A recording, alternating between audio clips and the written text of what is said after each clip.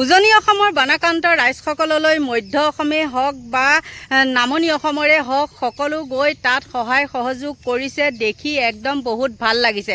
তাৰ ভিতৰতে আপোনালোকক কওঁ, উজনি অসমত যি নেকি হাহাকাৰময় পৰিস্থিতি, সেই পৰিস্থিতি মোকাবিলা কৰিব পৰাকৈ বান সাহায্য প্ৰদান কৰিছিলে। বৃহৎ কোটি কোটি টকা আগবঢ়াইছিলে কোনে? বদৰুদ্দিন নাজমল।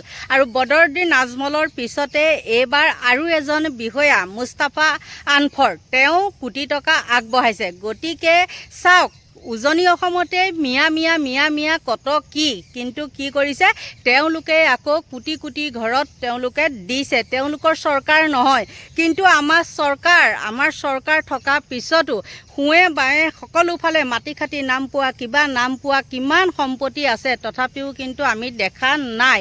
আৰু যিসকল কিছু লোকে মানে দিছে, নাম ক'বলৈ কিছুমান হেৰিও লাগে, তেওঁলোকে আকৌ কি কৰিছে, বান সাহায্যৰ নামত মানে মুখ্যমন্ত্ৰী পুঁজিলৈহে কিছু লোকে টকা পঠাইছে। যিসকলে মুখ্যমন্ত্ৰী পুঁজিলৈ টকা পঠাইছে সেইসকলক আপোনালোকে কি বুলি ক'ব বাৰু কওকচোন? ইয়াতো বহুত ৰহস্য আছে। কিন্তু যিয়ে নহওক কিয়, উজনি অসমত একেবাৰে দাড়ি থকা মানুহ বুলি ক'লে গা বিচাৰে ডকা দি ডাকে, কিন্তু সেই স্থানত এতিয়া আকৌ সেই দাড়ি থকা মানুহখিনিয়েহে কি কৰিছে, তাত কোটি কোটি টকা দি পেলাই মানে সহায় কৰিছেগৈ। কিমান এটা ভাল খবৰ। আৰু তাৰ মাজতে কি হৈছে, এটা ভাল খবৰ কওঁ মই আজি কি মুস্তাফা আনফৰ তেওঁৰ কথা ক'বলৈ লৈছিলোঁ এইটো ভিডিঅ'ত, কিন্তু তাৰ মাজতে আৰু এটা কথা মোৰ থাকি গৈছে। বদৰুদ্দিন নাজমলে যি নেকি বানপানীত একেবাৰে মানে মঠ মন্দিৰ নাইকিয়া হৈ গৈছে, তালৈ প্ৰতিটো মঠ মন্দিৰৰ নামত তেওঁ 25 লাখকৈ টকা দিব বনাবৰ কাৰণে।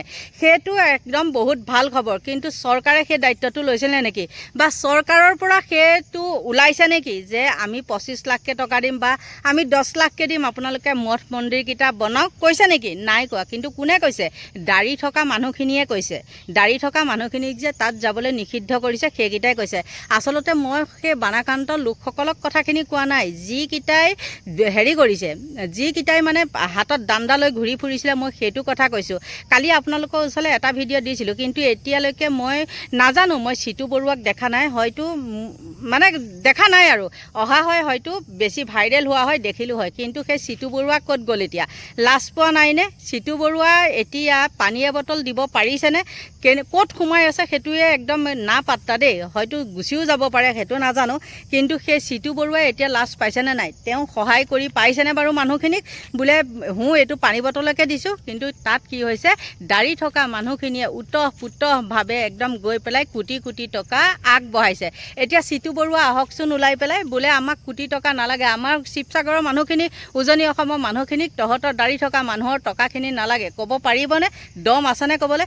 দম নাই। কাৰণ বানাক্ৰান্ত যিসকল হাৰাশাস্তি হৈ আছে তেহেঁতক এই সময়ত একদম মষিমূৰ কৰিব। গচকি ফেদেকি সেই মাটিৰ পানীবিলাক ওলাই যোৱাৰ পিছত যে এইবিলাক ভূৰবিলাক আছে বুলি কয় নহয়, ভূৰ বুলিয়ে কয় নহয় জানো, সেই তাত গচকি সুমুৱাই থৈ দিব।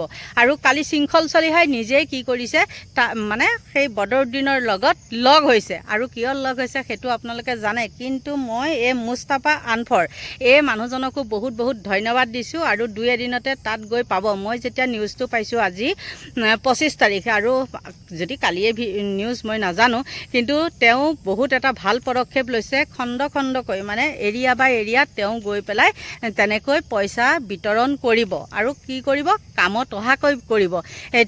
কি হৈছে জানে, বহু জেগাত দেখিছোঁ পুৱাই পাই আছে, নোপোৱাই নাই। বহুখিনিয়ে এইবাৰ কিন্তু ইউটিউবাৰে হওক বা যোনে নহওক কিয়, ভিডিঅ' ক্ৰিয়েটৰে হওক, সকলোখিনি গৈ পেলাই তাত বহুত সহায় কৰিছে। মানে ইজনে সিজনক দেখি, সিজনে সিজনক দেখি বহুত সহায় কৰিছে। বহুত ভাল লাগিছে। আৰু এটা ভাল লাগিছে, ৰ'দ দিছে, বোকা ওলাইছে। গতিকে বন্ধু বান্ধৱীসকল, সেই মুস্তাফা আনফৰ তেওঁ ইমান সুন্দৰকৈ সেই কথাখিনি কৈছে আৰু মানুহক আশ্বাস দিছে। সঁচাকৈয়ে ক'ত আমাৰ সনাতনী হিন্দু আৰু ক'ত মিয়া মুছলমান, লাজ পায়নে নাপায় বাৰু? এই সনাতনী হিন্দুকেইটাই লাজ পাইছেনে? তেওঁলোকে যে কোটি কোটি টকা দিছে, সনাতনী হিন্দুকেইটাই ক'বলৈ সাহস হ'ব নেকি যে আমাক নালাগে তহঁতৰ সাহায্য বুলি? গতিকে বন্ধু বান্ধৱীসকল, পলম নকৰি আপোনালোকে চাওক তেওঁ কি বক্তব্য দিছে। নাজমলৰ পাছত এবাৰ মানৱীয়তাৰ নিদৰ্শন দাঙি ধৰিলে মুস্তাফা আনফৰে। উজনিৰ বানাক্ৰান্তক 1 কোটি টকাৰ আৰ্থিক সাহায্য প্ৰদান কৰিব মুস্তাফা আনফৰে। জামিয়াত উলেমাৰ সভাপতি তথা আনফৰ ফাউণ্ডেশ্যনৰ মুৰব্বী মুস্তাফা আনফৰ। দুই এদিনতে আৰ্থিক সাহায্য লৈ বানাক্ৰান্তৰ কাষলৈ যাব আনফৰ ফাউণ্ডেশ্যন।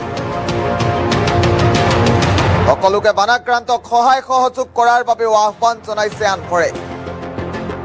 আজমলৰ পাছত এইবাৰ মানৱীয়তাৰ নিদৰ্শন দাঙি ধৰিলে মুস্তাফা আনফৰে।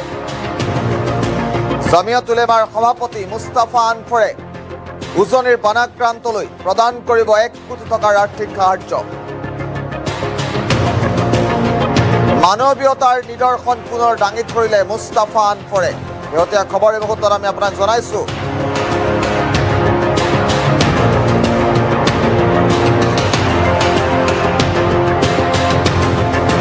উজনিৰ বানাক্ৰান্তক 1 কোটি টকাৰ সাহায্য প্ৰদান কৰিব মুস্তাফা আনফৰে। নিতান্ত এটা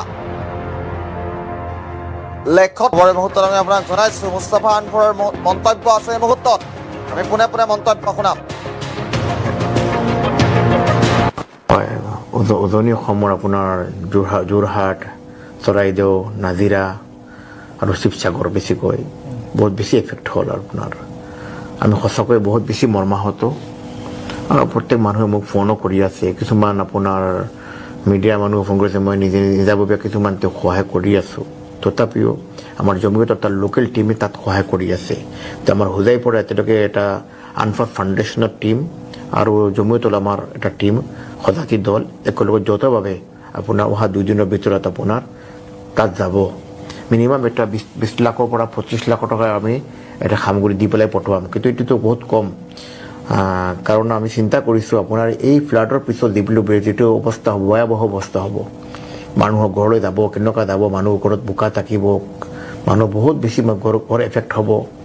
সেই সময়ত আমি চিন্তা কৰিছোঁ মিনিমাম আৰু এটা 75 লাখ টকা, মিনিমাম 1 কোটি টকা ধৰক টোটেলি আমি দিয়াৰ ব্যৱস্থা চিন্তা কৰিছোঁ।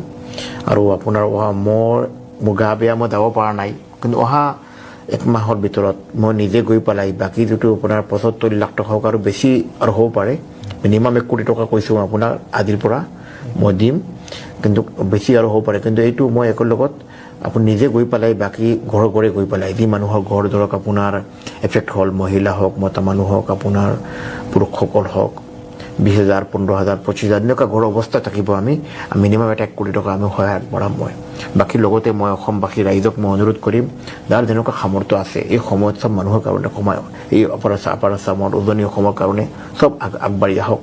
আমি চবেই সহায় আগবঢ়াওঁ। এইটো আমাৰ প্ৰয়োজন। এতিয়া এইটো আমাৰ ডাঙৰ পৰীক্ষা আমাৰ ওপৰত। মই মৌলানা বদৰুদ্দিন আজমল চাহাবৰ এই সময় যিটো আপোনাৰ পদক্ষেপ তেওঁ নিজে উঠালে, এইটো এটা প্ৰশংসনীয় পদক্ষেপ। আৰু মই এই বয়সক নিজে গৈ পেলাই যিটো কৰি আছে, এইটো সঁচাকৈ মই তেওঁক ধন্যবাদ জ্ঞাপন কৰিম। এইটো সহায় আগবঢ়ালে নিজে গৈ পেলাই। আৰু মই চবক অসমবাসী ৰাইজক মই অনুৰোধ কৰিম যে চবে এনেকুৱা নিজে গৈ পেলাই নিজৰ যিমান সামৰ্থ্য আছে, বদৰুদ্দিন আজমল চাহাবে যেনেকৈ কৰিছে, মই সৰুভাৱে এটা কৰি আছোঁ 1 কোটি টকা মিনিমাম। চবে এনেকুৱা আগবাঢ়ক, আগবাঢ়ি যিমান আছে 5,000 টকা হওক, 100 টকা হওক, 200 টকা হওক, যাৰ যেনেকুৱা সংগঠন আছে সংগঠন লৈ যাওক আপোনালোকে। আমি চব সংগঠন একেলগত মিলি পেলাই ইয়াত আমি আগবাঢ়ি আহি আমাৰ সমাজৰ কাম কৰিব লাগে এতিয়া। হয়, উজনি অসমৰ আপোনাৰ যোৰহাট, চৰাইদেউ। আপোনালোকে নিশ্চয় সেই তেওঁ সুন্দৰ সাৰুৱা ভাষণখিনি শুনিলে। শুনাৰ পিছত কওকচোন আপোনালোকৰ মনটো ভাল লাগিছেনে নাই? আমি দিব পৰা নাই, কিন্তু বেলেগে দিওঁতে আমি কি কৰিব লাগিব? উৎসাহ দিব লাগিব, যাতে আমাৰ উৎসাহত তেওঁলোকে আকৌ দিবলৈ বাধ্য হয়। এইখিনিয়ে আছিলে ক'বলৈ, আৰু ভুল হৈছে যদি ক্ষমা কৰিব।